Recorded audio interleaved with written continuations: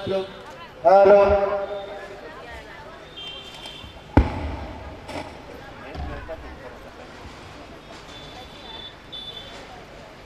चलिए, आप सबों के चरणों में प्रणाम है।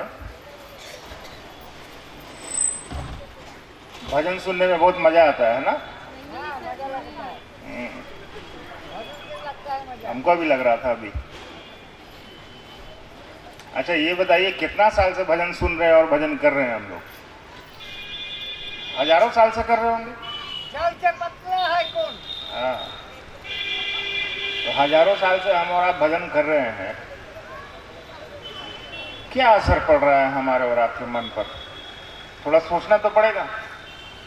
सुनने में तो बढ़िया लगता है, सुनने में बड़ा आनंद आता है, लेकिन आप यहाँ से जब जाएंगे तो भजन में क्या कहा जा रहा था ये भी भूल जाएंगे। तो जगत का परिवेश है, हम और आप जगत में रहते हैं, दुनिया में रहते हैं,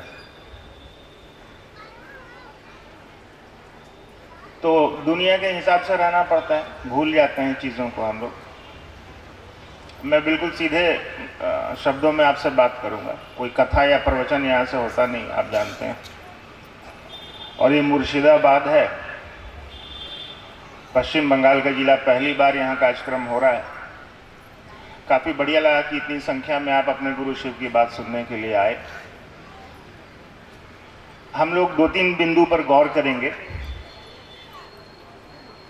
कि आज के परिवेश में, आज की इस दुनिया में जिसमें हम और आप रहते हैं, इतनी परेशानियों के बाद भी हम और आप सचेत नहीं हो रहे हैं अभी तक। परेशानी झेल रहे हैं, फिर भी हमको और आपको जो मन कर रहा है हम और आप वही कर रहे हैं। थोड़ा सा तो रुकना चाहिए हमको, आपको थोड़ा सा सोचना चाहिए जरूर। आप ही जरा सोचिए, धरती पर जानवर भी आते हैं, पैदा होते हैं, जानवर भी रहते हैं, और जानवर भी इस धरती से चले जाते हैं। मोनू बाबू भी इस धरती पर पैदा हुए हैं, इस धरती पर रहेंगे, इस धरती से चले जाएंगे। तो मोनू बाबू में और जानवर में क्या फर्क रहेगा? तुलसीदास जी रामायण में कहते हैं, धन भाग मानुष तन पावा। यानी आप ये जो मनुष्य का तन है ना, हमने बहुत अच्छा कुछ किया होगा आपने, तब जाके आपको ये मिला है। तो इसका तो उपयोग कीजिएगा ना, कि ऐसे ही जिंदगी बिता दीजिएगा। नमः शिवाय एगो बनारसी साड़ी आ जाए, नमः शिवाय एगो मोटरसाइकिल आ जाए, नमः शिवाय एगो बढ़िया जूता हो जाए, नमः शिवाय मेरे बेटा का नौकरी हो जाए। ठीक है, ये भी सही है। जगत में रहते हैं तो मांगना किससे मांगेंगे? महादेव से ना मांगेंगे भाई। सही है, इसमें भी कुछ गलत नहीं है, लेकिन क्या मांगना है इसकी तो जानकारी होनी चाहिए। अब हमारे आपके पास पैसा रहता है, हम और आप नया नया जूता चप्पल सैंडल खरीद लेते हैं। अपने भोग के लिए खरीदे, अपने फायदे के लिए खरीदे, अपने पाँव में कांटा न गड़े इसके लिए खरीदे, अपने आराम के लिए न चप्पलवा खरीदे। लेकिन अब शिव चर्चा में बैठे हैं, याद में चप्पलवा आ रहा है, कोई चुरा तो नहीं लिया। अब देखिए, हम और आप चप्पल का इस्तेमाल नहीं कर रहे, चप्पलवे हमारा आपका इस्तेमाल कर रहा है। यानी भोग को हम लोग भोगते नहीं है, उसी में भुक्त हो जाते हैं, है ना। भर्तृहरि की पंक्ति को याद करिए, वो भी यही बोलते हैं कि भोग की चीज को हमारा भोगते नहीं है, उसी में भुक्त हो जाते हैं, उसी में घुस जाते हैं। तो कष्ट का यही कारण है। तो कष्टों से थोड़ा सा तो निजात पा लीजिए, परेशानियों से थोड़ा सा तो ऊपर चलिए। आप कब चलिएगा? अंतिम समय में हम और आप कर ही क्या लेंगे? जब शरीर लाचार हो जाएगा, जब डॉक्टर कह देगा कि कोई उपाय नहीं है, अब उसी का आशीर्वाद से आप बचिएगा, ऊपर वाले के आशीर्वाद से, तब क्या करिएगा? इतना अंतिम तक इंतजार क्यों कर रहे हैं? शिव को अपना गुरु बनाइए, शिव से बड़ा तो कोई गुरु है नहीं। जगत गुरु कहा जाता है, जगत गुरु नमस्तुभ्यम, यानी हे जगत गुरु तुमको प्रणाम। अच्छा, शाम में आपने देखा होगा, शाम में जब आसमान की तरफ देखिएगा ना, तो बहुत सारी चिड़िया सब झुंड बना के घर की तरफ लौटती है। नहीं, शाम में देखिएगा आसमान की तरफ ढेर सारी चिड़िया सब लौटती रहेगी, कहीं जाते रहेगी, आप देखिएगा। अच्छा, उस चिड़िया सबको कोई बताने जाता है कि शाम हो गया है, अब तुमको अपने बच्चा के लिए दाना नहीं मिलेगा, घर की तरफ लौट जाओ? कोई तो बोलने नहीं जाता उसको।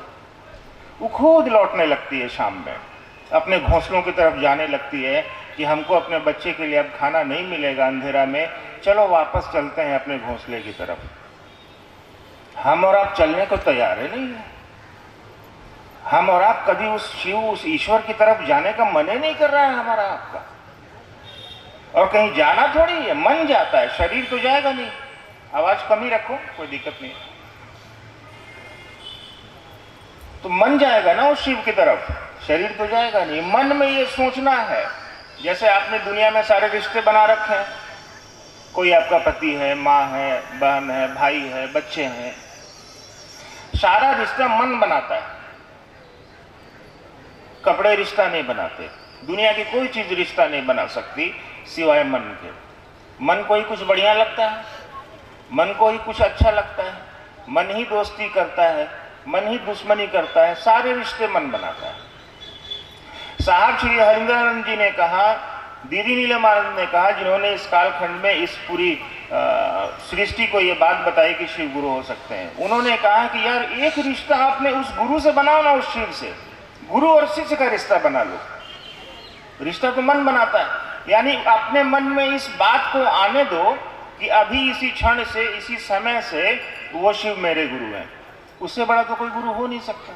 वो तो जगत का गुरु है, आदि गुरु है, वो गुरुओं का भी मालिक कहा जाता है उसको।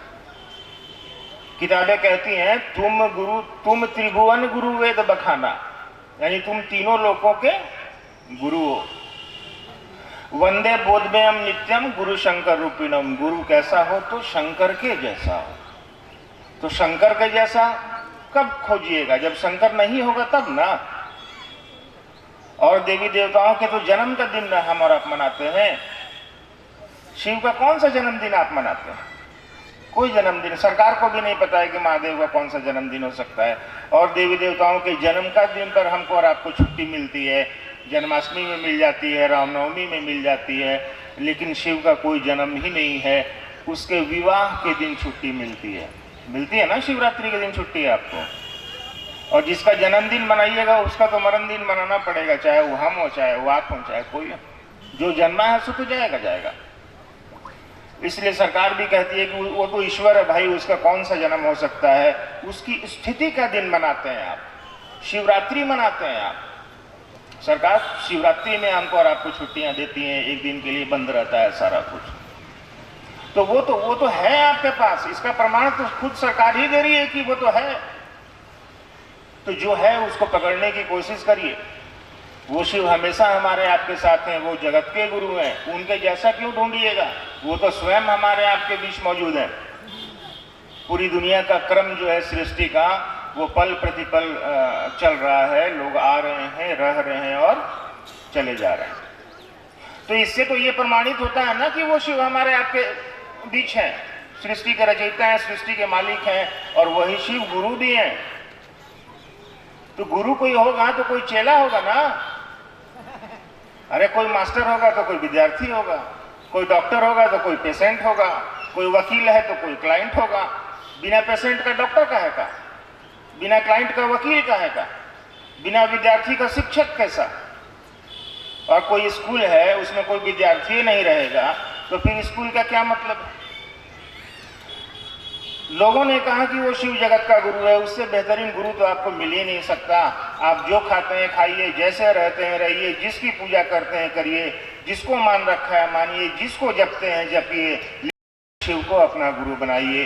क्योंकि दुनिया में जितनी भी पूजा पद्धतियां हैं, चाहे वो साधना हो, पूजा हो, उपासना हो, जो भी हो, सब चीज का ज्ञान तो गुरु ही देंगे ना। ज्ञान निक्षेप तुम शंकरात, यानी तुम ज्ञान देते हो इसीलिए शंकर हो, वेद उपनिषद कहते हैं। तो ज्ञान लेने की चाहत बनाइएगा तब न मिलेगा। अरे वो शिव तो ईश्वर ही हैं, लेकिन वो शिव गुरु भी हैं। तो हमको और आपको उस जगत गुरु शिव को अपना गुरु बनाना चाहिए। साहब ने क्या कहा? 3 सूत्र खाली दिए, उन्होंने 3 काम करने को कहा। आपको पता है 3 काम? उन्होंने कहा कि यार अपने गुरु से दया मांगो। कोई भी गुरु होगा तो दया मांगिएगा ना। उन्होंने कहा मन ही मन इस बात को कहो कि हे शिव आप मेरे गुरु हैं, मैं आपका शिष्य हूं, मुझ पर दया करिए। इसको मन ही मन सोचना है, इस बात को बोलने की भी जरूरत नहीं है आपको। अगर शर्म लाज लगता है कि कोई सुन लेगा तो मन ही मन इसको बोले। मैं जानता हूं होता है ऐसा। बहुत लोग चर्चा नहीं करते हैं कि लोग सोचेगा कि देखिए इसको पागल हो गया है।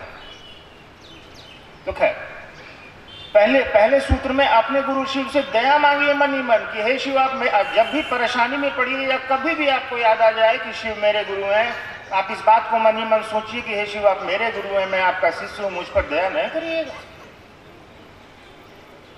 उन्होंने पहले सूत्र में कहा कि दया मांगो, उन्होंने दूसरे सूत्र में कहा कि अपने गुरु शिव की चर्चा करो, लोगों को अपने गुरु शिव से जोड़ो। कोई अच्छी चीज है तो उसको बांटोगे ना, बांटने से चीजें बढ़ती हैं। पूरी दुनिया के एक एक व्यक्ति को अधिकार है कि वो शिव को अपना गुरु बना सकता है, वो जगत का गुरु है। तो हमारा आपका काम है पूरी दुनिया के एक एक आदमी को बताना कि भैया आप उस महादेव को गुरु मान सकते हैं, मानना न मानना उसका काम है, इतना तो किया जा सकता है। तीसरे सूत्र में उन्होंने कहा कि अपने गुरु शिव को प्रणाम करो। कोई भी गुरु होगा, जैसे हम और आप तो अपने संसारिक रिश्तों में प्रणाम करते हैं, कोई भी भेटा जाता है उसको प्रणाम करते हैं, तो गुरुओं को प्रणाम नहीं करिएगा। उन्होंने कहा कि अपने गुरु को प्रणाम करो तो, और नमः शिवाय से प्रणाम करो। नमः शिवाय मतलब शिव को प्रणाम, शाब्दिक अर्थ उसका वही होता है, यानी शिव को प्रणाम करो। 3 काम उन्होंने दिया, कहा उन्होंने चलते फिरते जब तुमको याद आ जाए तब ये 3 काम को करो। घर में बैठे हो तब भी महादेव से दया मांगो, कोई काम नहीं कर रहे हो तो चलो कोई तुम्हारे घर में आया उससे महादेव की चर्चा कर लो, किसी ने तुमको फोन किया उससे महादेव की चर्चा कर लो, कहीं बाहर जाने का मौका मिला वहीं कर लो। और प्रणाम करने के लिए तो कोई जगह की जरूरत है नहीं। ऐसा भी नहीं है कि आपको गंगा जल से पवित्र करना है, गोबर से लिपना है, आसनी बिछा के बैठना है तब आपको प्रणाम करना है। प्रणाम तो मन करेगा, शरीर तो करेगा नहीं। प्रणाम मन करेगा, कपड़े तो करेंगे नहीं। अब गेरुआ रंग के कपड़े पहनने से कोई साधु तो होगा नहीं, साधु कपड़े नहीं होते, साधु व्यक्ति का मन होता है। तो मन से अपने गुरु शिव से रिश्ता जोड़ने की कोशिश करिए। चलिए, आपने कुछ प्रश्न भेजे होंगे अगर यहाँ मंच तक, तो हम लोग उसका उत्तर ढूंढने की कोशिश करते हैं।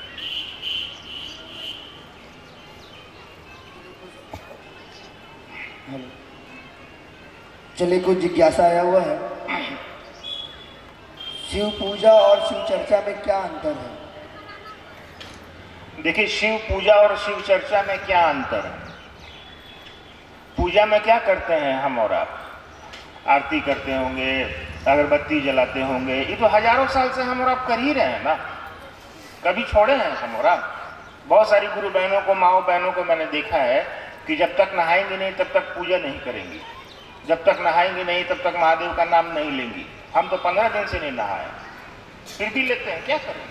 अब राजस्थान में ऐसा ऐसा आदमी है जहाँ पानी पीने के लिए नहीं है, तो वो नहाएगा कैसे? तो जैसी सुविधा हो वैसा काम करिए। शिव की पूजा आप करते हैं, पूजा में क्या कर लेते हैं हम और आप? ए सरकार, ए महादेव, आप बहुत दयालु हैं, हमको फलना चीज दे दीजिए, आप बहुत दयालु हैं, हमको ये दे दीजिए, आप करुणा के अवतार हैं, जो भी आपको प्रशंसा करते हैं आप उनकी। साहब ने कहा कि यार तुम पूजा करते हो, करो, कोई दिक्कत नहीं है। पूजा उस ईश्वर से या इष्ट से या देवता से या किसी की भी आप पूजा करते हो, पूजा प्रेम है, पूजा मांग नहीं है। जिस मांग की बुनियाद में ही आपका डिमांड, आपका मांग हो, जिस प्रार्थना की बुनियाद में ही आपकी मांग छिपी हुई हो, वो प्रार्थना, पूजा, उपासना कभी हो ही नहीं सकती। पूजा तो विशुद्ध प्रेम है, भक्ति विशुद्ध प्रेम है, आप जिससे भी करते हो। अरे भाई साहब, आप अपने बच्चे से प्रेम करते हैं तो उससे कुछ मांगिएगा कि उसको अपना चीज दीजिएगा। यानी मेरे सुख सब तेरे और तेरे दुख सब मेरे। आपके पास क्या तकलीफ हो आप मुझे दे दीजिए, हमारे पास जो सुख है वो आप ले लीजिए। प्रेम तो इसी को कहते हैं, पूजा तो इसी को कहते हैं। लेकिन फिर भी चलिए, हम और आप कर लेते हैं, ज्ञान नहीं है, थोड़ी समझ नहीं है हमारे आपके पास, इसलिए मैंने कहा कि किसी की भी पूजा करिए लेकिन उस शिव को अपना गुरु बनाइए, ताकि आपको उसकी पूजा कैसे करनी है इस बात की समझ मन में पैदा हो जाएगी। बजरंगबली की चालीसा पढ़ते तो जरूर है हम लोग, श्री गुरु चरण सरोज, पहली पंक्ति पढ़ते हैं लेकिन उसको समझते नहीं है, रट्टा मारते जाते हैं। पहली पंक्ति कह रही है श्री गुरु चरण सरोज रज, यानी ऐसे गुरु के चरणों का ध्यान करो जो स्वयं श्री हो, ईश्वर हो, शिव हो। वो तो पहला लाइन उसका बोल रहा है और आपने शिव को गुरु बनाई नहीं किया, तो उसको कोई तोता की तरफ पढ़ने का क्या फायदा। हम लोग पढ़ते सब हैं, समझते कुछ नहीं है। तो थोड़ा समझ की भी जरूरत है, ज्ञान की आवश्यकता है हमको आपको थोड़ी। पूजा करते हैं, कर लीजिए, कोई दिक्कत नहीं है। साहब ने कहा, साहब श्री हरिमानंद जी ने कहा कि आप पूजा करिए ना, आपको कौन रोक रहा है, लेकिन आप अपने गुरु शिव की चर्चा भी करिए। समझाते समझाते आपका भी मन इस बात को समझेगा कि शिव बड़े कमाल के गुरु हैं। तो किसी को खुद समझने के लिए तो दूसरे को समझाना पड़ेगा ना। अब एक पिता के दो बच्चे हैं, एक जो बच्चा है उनका अपने पिताजी को बोल रहा है, पिताजी आप बहुत अच्छे हैं, पिताजी आप बहुत दयालु हैं, पिताजी आपके जैसा आदमी तो हम दुनिया में देखते नहीं किए।